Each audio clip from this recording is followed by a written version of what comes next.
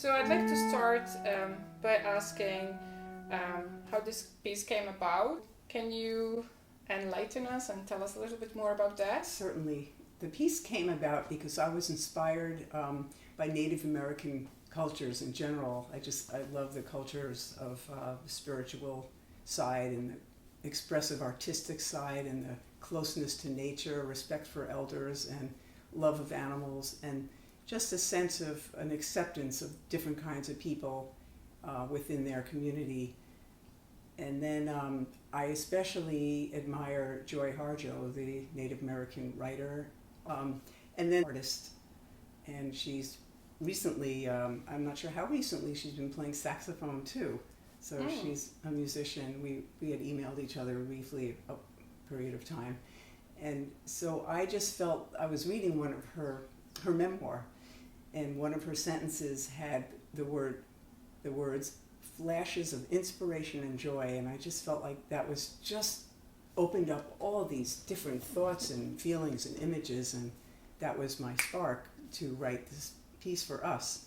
So I use 3 flutes in the piece. I use bass flute, I use flute, Laura plays flute, I play bass flute, and Native American flute, so that those instruments represent different forms of parts of a life or a path. In other words, the bass flute opens up a more dramatic element, and it's more soulful, and it's deeper and as a metaphor for the depth of feelings and the depth of struggles that Native Americans and other people have and that they're living through.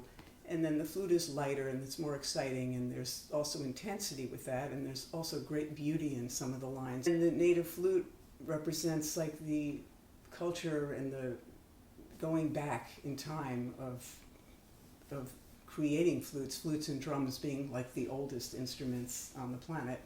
So it represents over time struggles and relationships and depth.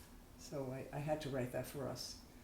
One of the instruments that you chose to use to score this piece for is the Native American flute. And when did you start writing for the instrument?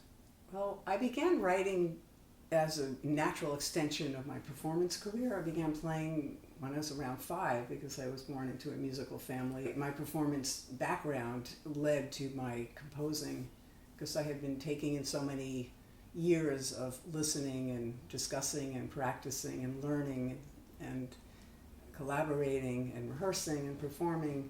I wanted a wider musicianship palette.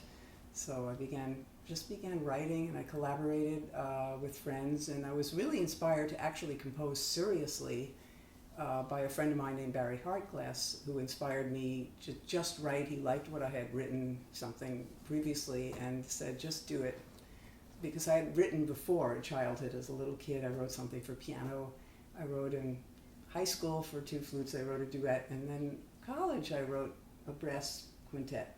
And people seemed to like it, but then I was majoring in college, it's a performance major, so I was busy practicing lessons and rehearsing and learning lots of repertoire. And I just began writing, and it just sort of flowed right along from playing. You have a lot of experiences playing music from different genres.